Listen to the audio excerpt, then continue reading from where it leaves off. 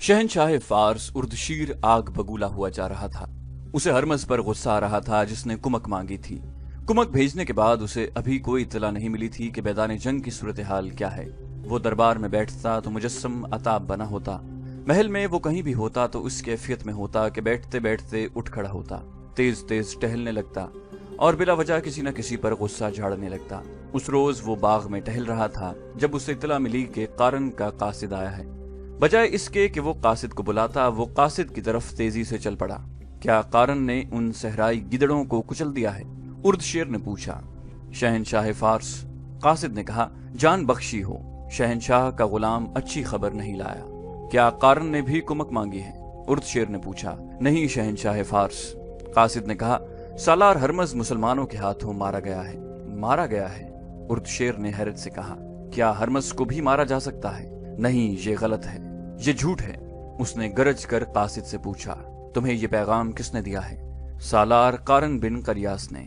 कासिद ने कहा, हमारे दो सालार क़िबाज़ और अनुशजान पसपा होकर आ रहे थे। बाकी सिपाह भी जो जिंदा थी एक एक दो दो करके उनके पीछे आ रही थी। दरियाए मौक्कल के किनारे वो हमें आते हुए मिले। उन्होंने बताया कि सालार हरमज ने मुसलमानों को इनफरादी मुकाबले के लिए ललकारा तो उनका एक सालार खालिद बिन वलीद हमारे सालार के मुकाबले में आया। सालार हरमज ने अपने मुहाफिजों को एक तरफ छुपा दिया था। उन्होंने मुसलमानों के सालार को घेरे में लेकर कत्ल करना था। उन्होंने उसे घेरे में ले भी लिया था, लेकिन किसी तरफ से एक मुसलमान सवार सरपट घोड़ा दौड़ाता आया। उसके एक हाथ में बर्छी और दूसरे में तलवार थी। देखते ही देखते उसने सालार हरमज के 6-7 मुहाफिजों को खत्म कर दिया। ऐन उस वक्त मुसलमानों के सालार ने सालार हरमज को गिरा लिया और खंजर से उन्हें खत्म कर दिया। उर्दशेर का सर झुक गया और वो आहिस्ता आहिस्ता महल की तरफ चल पड़ा। जब वो महल में पहुंचा तो उसने यूं दीवार का सहारा लिया जैसे उसे ठोकर लगी हो, और गिरने से बचने के लिए उसने दीवार का सहारा लिया हो। वो अपने कमरे तक दीवार के सहारे पहुंचा। कुछ देर बाद महल में हड़बौंग सी मच गई। तबीब दौड़े आए। उर्दशेर पर किसी मर्ज का अचानक हमला हो गया था। ये सदमे का असर था। फारस की शहनशाही शिकस्त से नाआशना रही थी। उसे पहली ज़र्ब रूमियों के हाथों पड़ी थी और फारस की शहनशाही कुछ हिस्से से महरूम हो गई थी। अब इस शहनशाही को उस कौम के हाथों चोट पड़ी थी जिसे उर्दशेर कौम समझता ही नहीं था। उर्दशेर के लिए ये सदमा मामूली नहीं था। कारन बिन करियास अभी दरियाए मौक्कल के किनारे पर खैमजन था। उसने वहां इतने दिन इसलिए कयाम किया था कि हरमज की फौज के भागे हुए कमांडार और सिपाही अभी तक चले आ रहे थे। कारन उन्हें अपने लश्कर में शामिल करता जा रहा था। हरमज के दोनों सालार क़िबाज़ और अनुशजान उसके साथ ही थे। वो अपनी शिकस्त का इंतकाम लेने के लिए अहद किए हुए थे। उनके कहने पर कारन पेशकदमी में मोहतात हो गया था। क़याम के दौरान उसके जासूस उसे इत्तलाएं दे रहे थे कि मुसलमानों की सरगर्मियां और अज़ाइम क्या हैं। इन इत्तलाओं से उसे यकीन हो गया था कि मुसलमान वापस नहीं जाएंगे बल्कि आगे आ रहे हैं। खालिद रज़ी अल्लाह अन्हु ने जंगे सिलासिल जीतने के बाद काजिमा, उबला और छोटी छोटी आबादियों के इंतजामी उमूर अपने हाथ में ले लिए थे। जब वो इन आबादियों में गए तो वहां के मुसलमानों ने चिल्ला चिल्ला कर खालिद जिंदाबाद, इस्लाम जिंदाबाद, खिलाफत मदीना जिंदाबाद के नारे लगाए। वो सरसब्ज और शादाब इलाका था। औरतों ने खालिद रज़ी अल्लाह अन्हु और उनके मुहाफिजों के रास्ते में फूल फेंके। इस इलाके के मुसलमानों को बड़ी लंबी मुद्दत बाद ईरानी जोरो इस्तबदाद से निजात मिली थी। खालिद रज़ी अल्लाह अन्हु, क्या तू हमारी इस्मतों का इंतकाम लेगा? खालिद रज़ी अल्लाह अन्हु को कई औरतों की आवाजें सुनाई दी। हमारे जवान बेटों के खून का इंतकाम। ये एक शोर था, ललकार थी, और खालिद रज़ी अल्लाह अन्हु इस शोर से गुजरते जा रहे थे। हम वापस जाने के लिए नहीं आए। खालिद रज़ी अल्लाह अन्हु ने वहां के मुसलमानों से कहा, हम इंतकाम लेने आए हैं। मुसलमानों के एक वफ्द ने खालिद रज़ी अल्लाह अन्हु को बताया कि इस इलाके के गैर मुस्लिमों पर वो भरोसा न करें, ये सब फारसियों की मददगार हैं। वफ्द ने खालिद रज़ी अल्लाह अन्हु को बताया, मजूसियों ने हमेशा हमारे खिलाफ मुखबरी की है। हमारे बेटे जब फारसी फौज की किसी चौकी पर शबखून मारते थे तो मजूसी मुखबरी करके हमारे बेटों को गिरफ्तार करा देते थे। तमाम ईसाइयों और यहूदियों को गिरफ्तार कर लो। खालिद रज़ी अल्लाह अन्हु ने हुक्म दिया, और मुसलमानों में से जो इस्लामी लश्कर में आना चाहते हैं आ जाएं। वो पहले ही मुसन्ना बिन हारिसा के साथ चले गए हैं। खालिद रज़ी अल्लाह अन्हु को जवाब मिला।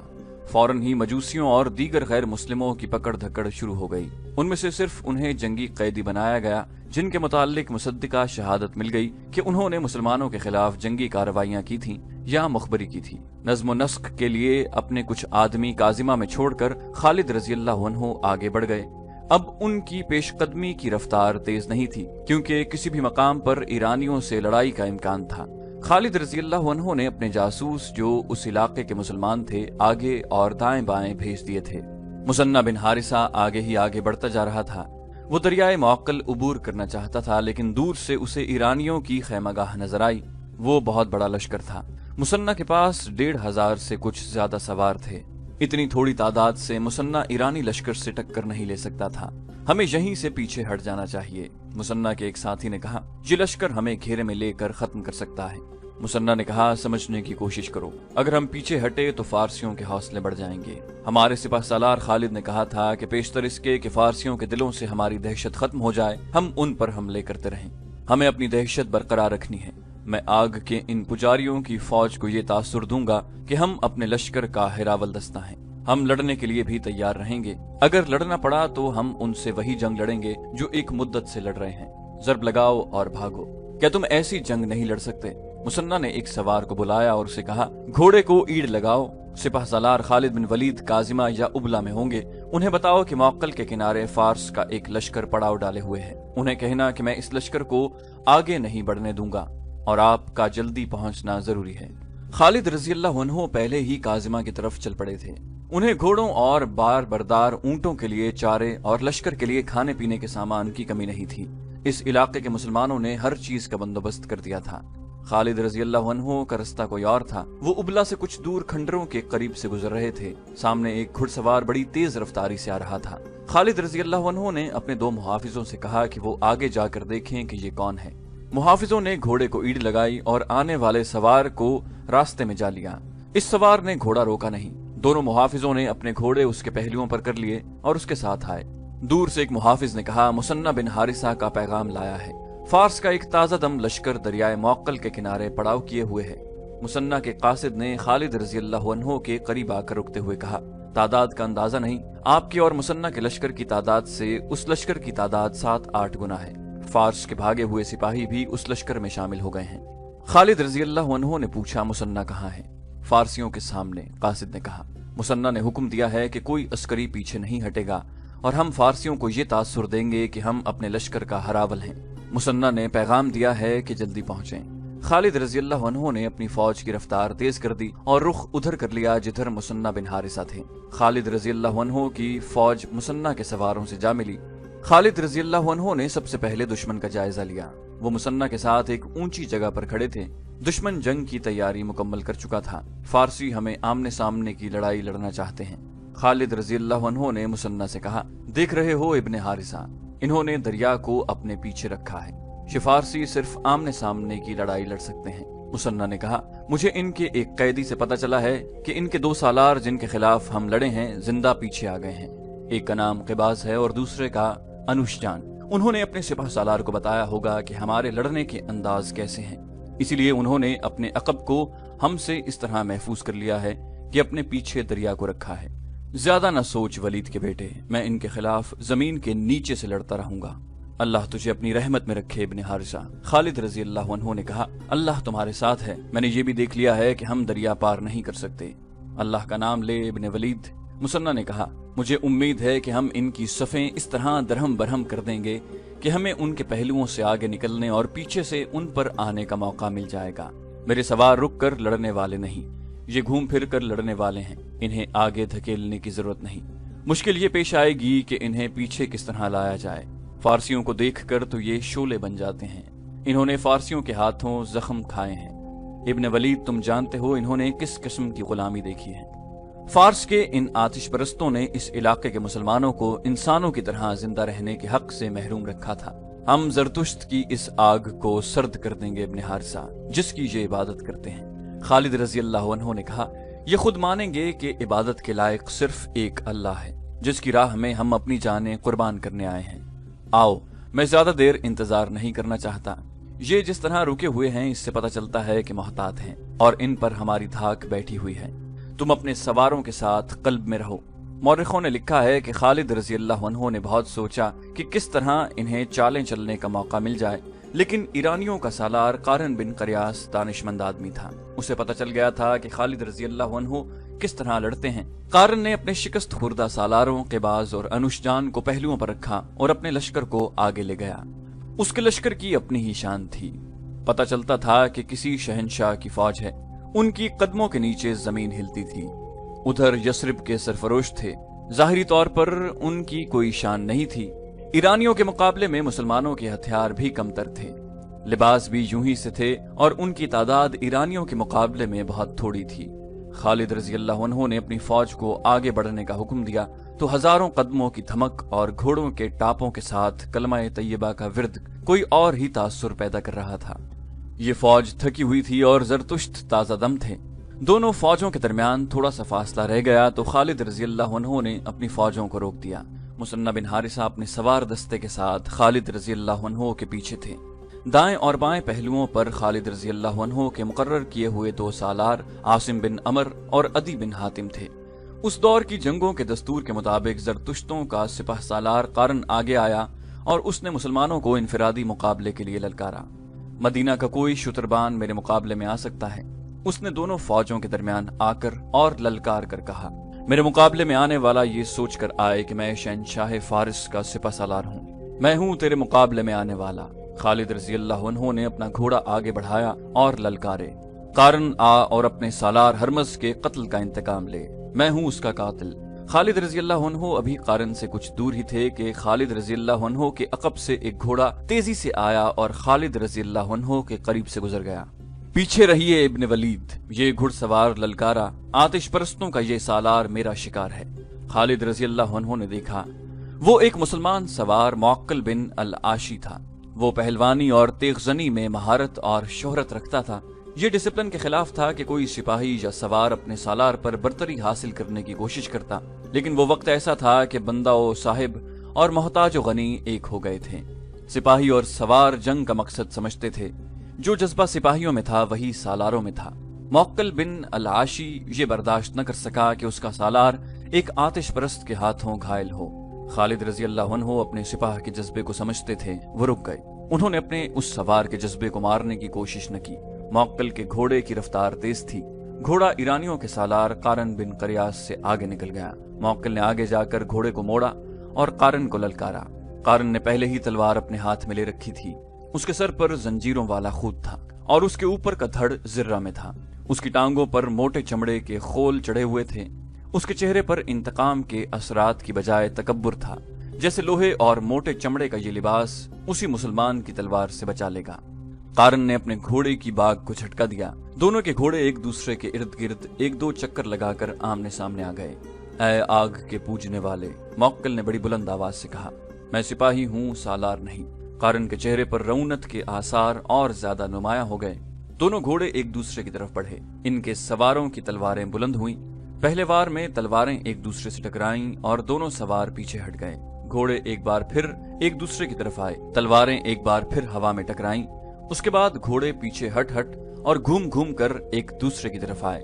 दोनों सवार एक दूसरे पर वार करते रहे। आखिरी बार कारन ने तलवार बुलंद की। मुअक्किल ने वो वार रोकने के बजाय उसके बगल को नंगा देखा तो तलवार बर्छी की तरह उसके बगल में इतनी जोर से मारी कि तलवार कारन के जिस्म में दूर तक उतर गई। कारन के उसी हाथ में तलवार थी जो उसके हाथ से छूट गई। कारन घोड़े पर एक तरफ को झुका। मुअक्किल ने अब उसकी गर्दन देख ली, जिससे कारन के आहनी खूद की जंजीरें हटकर पीछे को लटक रही थीं।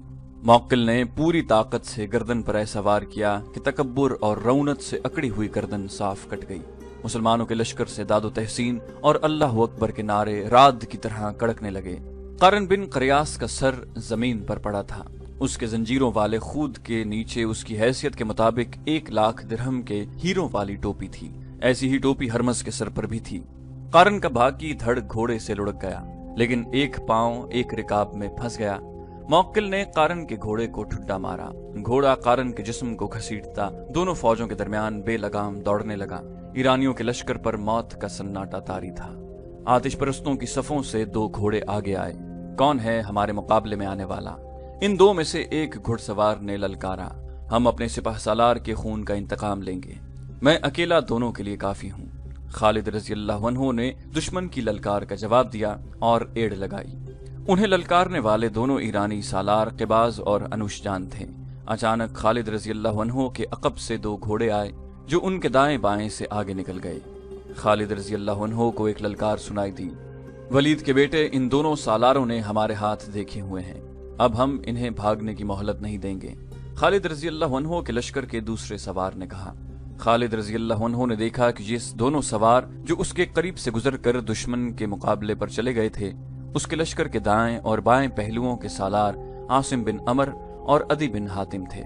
इन दोनों ने कपड़ों का लिबास जेबतन कर रखा था और वो जिनके मुकाबले में गए थे वो सर से पांव तक लोहे में डूबे हुए थे। मुसलमान सालारों को अपने अल्लाह पर भरोसा था और आतिश परस्त उस ज़र्रा पर यकीन रखते थे जो उन्होंने पहन रखी थी। उन्हें मालूम न था कि तलवार के वार को आहिन नहीं अकीदा रोकता है। दोनों तरफ तजर्बेकार सालार थे जो तेगजनी की महारत रखते थे। इनकी तलवारें टकराने लगीं। मुसलमानों की तलवारें आतिश परस्तों की ज़र्रा को काटने से कासिर थीं, इसलिए वो मोहतात होकर वार करते थे ताकि तलवारों की धार को नुकसान न पहुंचे। आसिम और अदी इस ताक में थे कि दुश्मन का कोई नाजुक और गैर महसूस जिस्म का हिस्सा सामने आए तो वो मौक्कल की तरह वार करें। आखिरकार इन दोनों ने बारी बारी मौक्कल की ही तरह अपने अपने दुश्मन के करीब जाकर उन्हें मौका दिया कि वो ऊपर से तलवार का वार करें। आतिश परस्तों के सालारों ने वही गलती की जो कारन ने की थी। उन्होंने बाजू ऊपर किए और तलवारें उनकी बगलों में दाखिल हो गईं और दोनों की तलवारें गिर पड़ी। खालिद रजी अल्लाह अन्हु ने जब देखा कि जरतुश्तों का सिपाह सालार मारा गया और उसके बाद उसके दोनों सालार भी जिन्हें अपने लश्कर को मुनज़्ज़म तरीके से लड़ाना था मारे गए हैं, तो खालिद रजी अल्लाह अन्हु ने अपने लश्कर को हमले का हुक्म दे दिया। ईरानियों के लश्कर में वो सिपाही भी शामिल थे जो अपने दिलों पर मुसलमानों की दहशत लिए हुए जंगे सिलासिल से भागे थे। अब उन्होंने अपने 3 सालारों को मरते देखा तो उनकी दहशत में इजाफा हो गया। उन्होंने ये दहशत अपने सारे लश्कर पर हावी कर दी। लश्कर का हौसला तो पहले ही मजरूह हो चुका था। ये लश्कर मुकाबले के लिए बहरहाल तैयार हो गया। ईरानियों को ये फायदा हासिल था कि इनके पीछे दरिया था जिसने उनके अकब को महफूज किया हुआ था। इस दरिया का दूसरा फायदा उन्हें ये नजर आ रहा था कि इसमें बड़ी कश्तियां बंधी हुई थीं जो लश्कर के साथ आई थीं। पसपा होने के लिए इन कश्तियों ने उनके काम आना था। उन्हें ये डर भी न था कि मुसलमान ताक़ुब में आ सकेंगे। खालिद रजी अल्लाह अन्हु के हमले का अंदाज हल्ला बोलने वाला या अंधाधुंध टूट पड़ने वाला नहीं था। उन्होंने एक ही बार अपने तमाम दस्ते जंग में न झोंक दिए। उन्होंने कल्ब के दस्तों को बारी बारी आगे भेजा और उन्हें हिदायत ये दी कि वो दुश्मन की सफों के अंदर न जाएं, बल्कि दुश्मन को अपने साथ आगे लाने की कोशिश करें। इसके साथ साथ खालिद रजी अल्लाह अन्हु पहलुओं को इस तरह फैलाते चले गए कि वो दुश्मनों पर पहलुओं से हमला कर सकें। दुश्मन के सिपाह सालार और 2 सालारों की लाशें घोड़ों के सुमों तले कुचली मसली गई थीं। ये फारस की शहनशाही का गुरूर था जो मुसलमानों की घोड़ों तले कुचला जा रहा था। इस सूरत हाल में आतिश परस्तों के हौसले मर सकते थे, बेदार नहीं हो सकते थे। मुसलमानों के नारे और उनकी ललकार उनके पांव उखाड़ रही थी। जरतुश्त के पुजारियों, अल्लाह को मानो, हम हैं मोहम्मद सल्लल्लाहु अलैहि वसल्लम के शहदाई, और अल्लाह अकबर के नारों से फजा कांप रही थी। जोश खरोश तो मुसन्ना बिन हारिसा के सवारों का था। उनकी ललकार अलग थलग थी। अपने गुलामों की ज़र्ब देखो, आज जालिमों से खून का हिसाब लेंगे। बुलाओ उर्दशीर को, जरतुश्त को आवाज दो। ईरानी सिपाह के हौसले जवाब देने लगे। उनकी दूसरी कमजोरी ने उनके जिस्म तोड़ दिए। ये कमजोरी उनके हथियारों का और ज़र्रा का बोझ था। वो थकन महसूस करने लगे। खालिद रजी अल्लाह अन्हु ने जो अपनी सिपाह के साथ सिपाहियों की तरह लड़ रहे थे, भांप लिया कि आतिश परस्त ढीले पड़ते जा रहे हैं। उन्होंने जिस शिद्दत से मुकाबले और जवाबी हमलों का आगाज किया, इस शिद्दत में नुमाया कमी नजर आने लगी।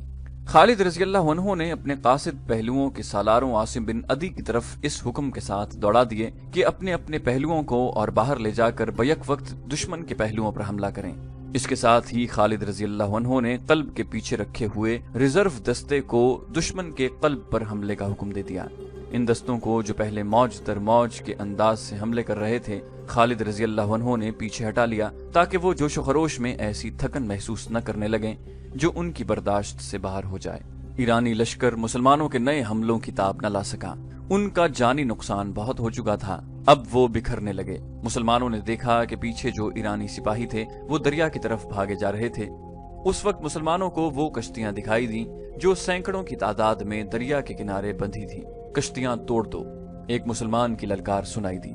दुश्मन भागने के लिए कश्तियां साथ लाया है, एक और ललकार सुनाई दी।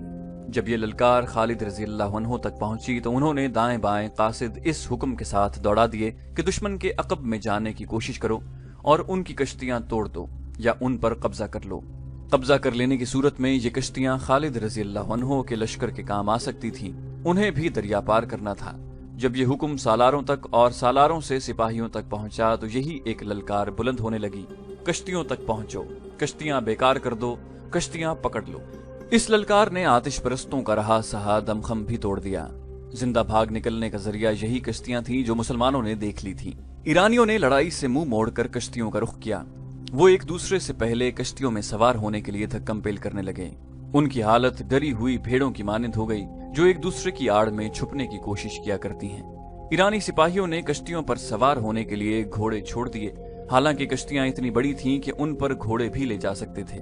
یہ تھا وہ موقع جب مجاہدین اسلام کے ہاتھوں آتش پرستوں کا قتل عام شروع ہو گیا۔ وہ کشتیوں میں سوار ہونے کی کوشش میں کٹ رہے تھے۔ ان میں سے جو کشتیوں میں سوار ہو گئے اور رسے کھول کر کشتیاں کنارے سے ہٹا لے گئے، ان میں زیادہ تر مسلمانوں کے تیروں کا نشانہ بن گئے۔ پھر بھی کچھ خوش نصیب تھے جو بچ کر نکل گئے۔ تقریباً تمام مورخوں نے لکھا ہے کہ اس مارکے میں 30,000 فارسی فوجی مارے گئے۔ زخمیوں کی تعداد کسی نے نہیں لکھی۔ تصور کیا جا سکتا ہے کہ جہاں اتنی اموات ہوئیں وہاں زخمیوں کی تعداد ان کے ہی لگ بھگ ہوگی۔ اس کا مطلب یہ تھا کہ شہنشاہ فارس کی اس جنگی قوت کا بت ٹوٹ گیا تھا جسے ناقابل تسخیر سمجھا جاتا تھا۔ اللہ کی تلوار نے کسریٰ کی طاقت اور غرور پر کاری ضرب لگائی تھی، جس نے مدائن میں کسریٰ کے ایوانوں کو ہلا ڈالا تھا۔ دریائے موقل کے کنارے خون میں ڈوب گئے تھے۔ میدان جنگ کا منظر بڑا ہی بھیانک تھا۔ دور دور تک لاشیں اور تڑپتے زخمی بکھرتے نظر آ رہے تھے۔ زخمی گھوڑے دوڑتے پھرتے اور زخمیوں کو رونتے پھر رہے تھے۔ مجاہدین اسلام اپنی زخمی ساتھیوں کو اور شہیدوں کی لاشوں کو اٹھا رہے تھے۔ میدان خون سے لال ہو گیا تھا۔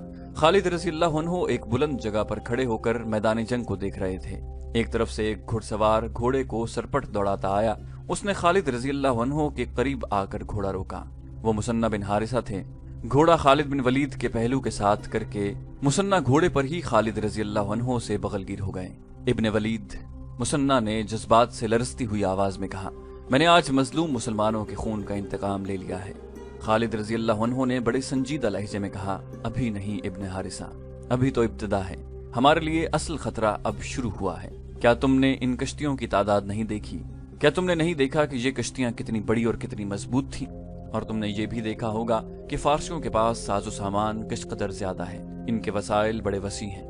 ہم اپنے وطن سے دور آ گئے ہیں، ہمیں اب انہی سے ہتھیار اور رسد چھین کر اپنی ضرورت پوری کرنی ہے۔ یہ کام آسان نہیں ہے ابن حارثہ، اور میرے لیے یہ بھی آسان نہیں کہ میں ان دشواریوں اور محرومیوں سے گھبرا کر یہیں سے واپس چلا جاؤں۔ ہم واپس نہیں جائیں گے ابن ولید، مثنہ نے پرعزم لہجے میں کہا۔ ہمیں کسریٰ کے ایوانوں کی اینٹ سے اینٹ بجانی ہے۔ ہمیں ان آتش پرستوں پر یہ ثابت کرنا ہے کہ جھوٹے خدا کسی کی دستگیری نہیں کر سکتے۔ خالد رضی اللہ عنہ نے اپنے سالاروں کو بلایا۔ اس سے پہلے وہ مال غنیمت اکٹھا کرنے کا حکم دے چکے تھے۔ ہماری مشکلات اب شروع ہوئی ہیں۔ خالد رضی اللہ عنہ نے اپنے سالاروں سے کہا، ہم اس وقت دشمن کی سرزمین پر کھڑے ہیں۔ یہاں کے درخت اور یہاں کے پتھر اور اس مٹی کا ذرہ ذرہ ہمارا دشمن ہے۔ یہاں کے لوگ ہمارے لیے اجنبی ہیں۔ ان لوگوں پر فارس کی شہنشاہی کی دہشت طاری ہے۔ یہ لوگ اردشیر کو فرعون سمجھتے ہیں۔ یہ بڑی مشکل سے مانیں گے کہ کوئی ایسی طاقت بھی ہے جس نے فارس کی شہنشاہی کا بت توڑ دیا۔ میرے رفیقو، یہاں کے لوگوں کو اپنے ساتھ ملائے بغیر ہم یہاں ایک قدم بھی نہیں چل سکتے۔ ہم کسی سے تعاون کی بھیک نہیں مانگیں گے۔ ہم محبت سے ان کے دل موہ لینے کی کوشش کریں گے، اور جس پر ہمیں ذرا سا بھی شک ہوگا کہ وہ ہمیں ظاہری طور پر یا درپردہ نقصان پہنچانے کی کوشش کر رہا ہے، ہم اسے زندہ رہنے کے حق سے محروم کر دیں گے۔ ہم ان لوگوں کو غلام بنانے نہیں آئے، ہم انہیں غلامی سے اور باطل کے عقیدوں سے نجات دلانے آئے ہیں۔ جو علاقے ہم نے لے لیے ہیں، ان کے انتظامی امور کی طرف فوری توجہ دینی ہے۔ جہاں مسلمان بھی آباد ہیں، وہ یقیناً ہمارا ساتھ دیں گے، لیکن میرے دوستو، کسی پر صرف اس لیے اعتبار نہ کرنا کہ وہ مسلمان ہے۔ غلامی اتنی بری چیز ہے کہ انسانوں کی فطرت بدل ڈالتی ہے۔ یہاں کے مسلمانوں کو اعتماد میں لے کر ان سے معلوم کرنا ہے کہ شہنشاہ فارس کی حامی کون کون ہے۔ ان کی چھان بین کر کے ان کے درجے مقرر کرنے ہیں۔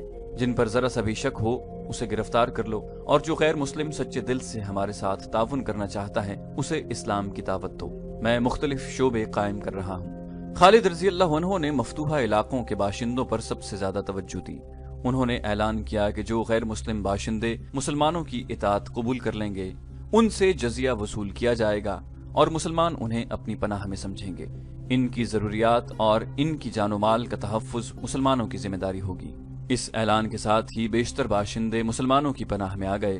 خالد رضی اللہ عنہ نے اس علاقے سے جزیہ اور محصولات وغیرہ جمع کرنے کے لیے ایک شعبہ قائم کر دیا جس کا نگران سوید بن مقرن تھا۔ دوسرا شعبہ جس کی سب سے زیادہ ضرورت تھی وہ جاسوسی کا شعبہ تھا۔ اب باقاعدہ اور ماہرانہ جاسوسی کی ضرورت تھی۔ خالد رضی اللہ عنہ نے اسی وقت اپنے جاسوس جو اسی علاقے کے رہنے والے مسلمان تھے دریائے فرات کے پار بھیج دیے۔ جب مال غنیمت جمع ہو گیا تو دیکھا کہ یہ جنگ سلاسل کی نسبت خاصا زیادہ تھا۔ خالد رضی اللہ عنہ نے اس کے 5 حصے کیے، 4 اپنی سپاہ میں تقسیم کر کے 5واں حصہ مدینہ بھیج دیا۔ مورخ لکھتے ہیں کہ اس سے پہلے خالد رضی اللہ عنہ کو اتنا سنجیدہ اور اتنا متفکر کبھی نہیں دیکھا گیا تھا جتنا وہ اب تھے۔